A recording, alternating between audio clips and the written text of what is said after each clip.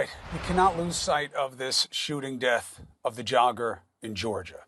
Today would have been Ahmaud Arbery's 26th birthday. To celebrate him, people across the world took to the pavement in the I Run for Maud movement. They ran 2.23 miles because he was killed on February 23rd. Last night, just after we got word of the arrest of a father and son in the shooting, Gregory and Travis McMichael, I spoke with Ahmaud's sister, Jasmine, to share memories of her brother. Tonight, I'm joined by Ahmaud's father, Marcus Arbery, and family attorney, whom I know very well, Counselor Benjamin Crump. First of all, sir, Counselor, always good to see you. Mr. Arbery, I'm very sorry to meet you under these circumstances, and I'm not going to take up a lot of your time. There'll be plenty of time for us to talk. There's a lot ahead of us in this situation. But what do you want people to know about your son and what this means to you? I just want people to know that he was a very good young man and he loved the people. And I just want people to remember him as a good-hearted young man. And he was the type of young man, if he had $1 and you need that $1, he would give it to you. That's just how good his heart was. And I done seen him work the whole week, 40 hours. And if you need his whole check, he gave it to him. And I sit there and told my son, don't work and get your whole check up, but that's just how good or hard he was. Everybody loved him. If you knowed him, you'd have seen he was a very man of a good young man. And, to see him just get lynched like that by a racial mob like that, it's just devastating to our family. These are heavy words for you to use. Why do you see it as a lynching by a racial mob?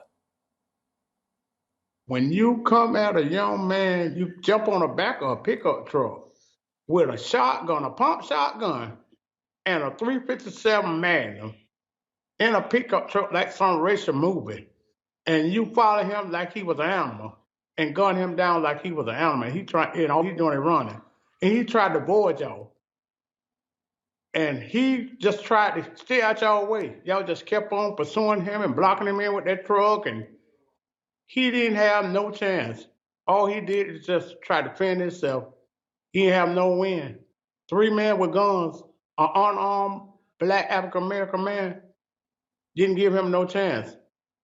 Because the color of his skin, they're just uncalled for raciness, hatred.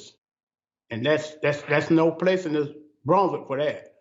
That's just out the window. That's just got to get from around him. That's why I want these men to stay in jail. I don't want them to bond out. I just want them to get life sentences.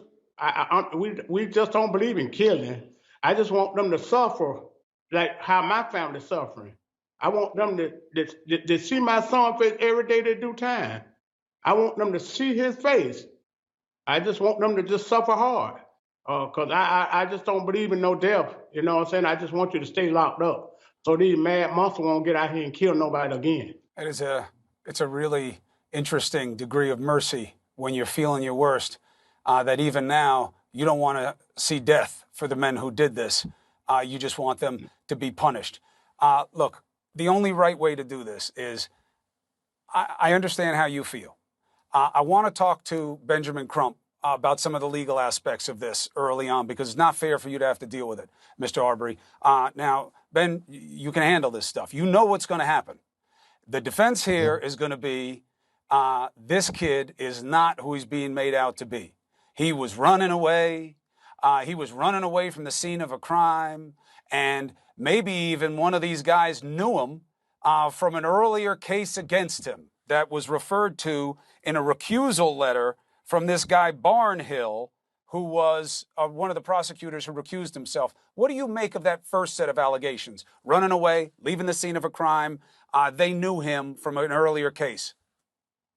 Chris, we've been here before, whether it's Trayvon Martin or Tamir Rice or any other cases that just were unjustifiable, unnecessary deaths. And when you think about when they kill our children, they then try to assassinate their character. And I know that that's what they're going to try to do with Ahmaud Arbery. But the truth of the matter is, we have the objective evidence. You have that 911 tape when they ask, what is he doing wrong? They never answered because he wasn't doing anything wrong. He was simply jogging, Chris. And the fact that we have that video that we cannot unsee once you see this lynching in 2020, not 1920, Chris, but 2020.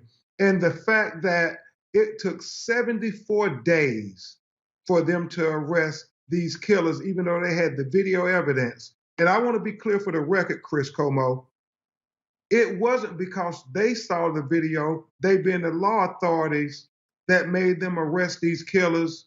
It was because we, the people, saw the video and made them arrest these killers. We, the people, refused to remain silent once we saw the unbelievable lynching of a young black man in America in 2020. Right. Listen, I hear you about it. The tape, the fact that they've had it, the video is damning. I know you heard me last night say to Jasmine Arbery's, Ahmaud's sister, that I'm sorry it took me this long to get on it. I should have known better, especially with all the experience that you and I have, let alone all the other cases. But look, I'm going to look at the case forensically because the only way to get justice is give the benefit of everything that can be brought up. I'm not doing that in front of Ahmaud's father. Mr. Arbery, God bless. I'm sorry for your family's pain. I hope the justice provides some solace and that justice is served. Ben Crump, I'm always a call away with what happens in this case. We will not leave it until it meets its resolution. I promise you that. Thank you so much, Chris. All right. And again, Mr. Arbery, my best to the family if we can help. I want to talk about the legal aspects. I'm not doing it in front of his father. All right. We have one of our best, Laura Coates. She knows the prosecution side of this. Laura, you play the prosecutor. I will push up what we're going to hear here. Okay. And to repeat a little of it, just real quick for people. Yes, there is a private citizen can make an arrest law in Georgia. You have to witness a crime. You have to be able to do it safely. You cannot use force in detaining somebody, let alone unnecessary force. They don't have a defense under that law. Stand your ground is also at place in Georgia. You don't get to start an altercation repeatedly the way they did and then rely on stand your ground. Just for you saying that online, you're not lawyers or you're not getting the law right. Now, Laura, first pushback. We know this guy. One of us had something to do with a case before on him. He was described to us as somebody who would have been part of some criminal spree in our area. And when we came up on him just to ask him questions, he ran.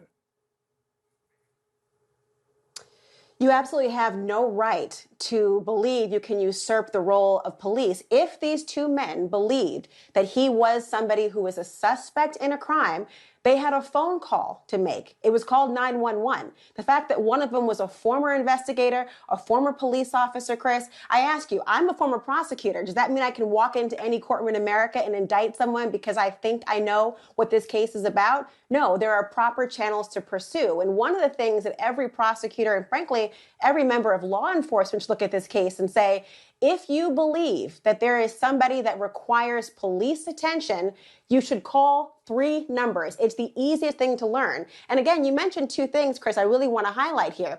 One of them is, yes, there is a citizen's arrest law in Georgia, but you have to actually have witnessed the crime or have immediate knowledge. Not that you think the other day you may have seen someone who matched a description. He may have put his hand down his pants at some point a few days ago. There may have been a gun missing a couple months ago. You have no way to tie this person, and yet you still pursue with a shotgun trying to cut him off. He's jogging down the middle of the street at 1 o'clock in the afternoon, and you believe that you have every right to stop him.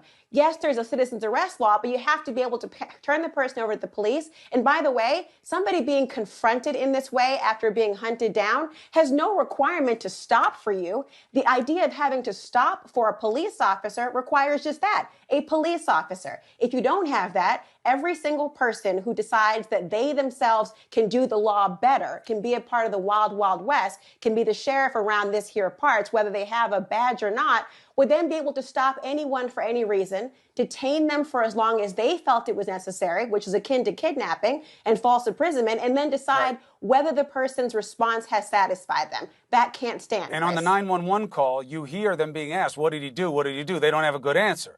Now, I'll tell you, in terms of why did this take so long, I got to tell you, I take Crump's position.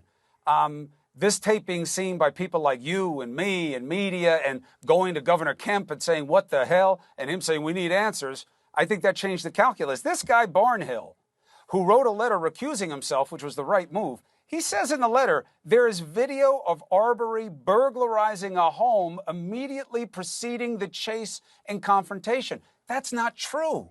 There is video of him entering a construction site, not taking anything, and walking out like almost an attractive nuisance situation where you go in there, you look, there's a dock, you walk down to the dock. I know you're not supposed to be there. I know it's trespassing. But if that's the best thing they have, first of all, why did Barnhill characterize it that way when any cursory investigation would show that's a BS reckoning? And what does that tell you about the disposition of how the police and authorities apparently took this situation from jump? No, really, the first issue here is why is a prosecutor who's recused himself offering any statement whatsoever about a case? If you've recused yourself based on a conflict of interest that you have perceived or one that has been relayed to you, you should not be commenting on a case. The very notion and the reason we have recusals is because you are now perceived as inherently biased and cannot be an objective messenger of the facts or relayer of any information. So for him to put it out there, what he believes to be the facts of this case, and having recused himself is really poisoning not only the well, but a potential jury pool and inserting himself in a way that really undermines the overall credibility and objectivity of the office, which was already in question. Because, you know, one of the things to keep in mind here is not just the delay.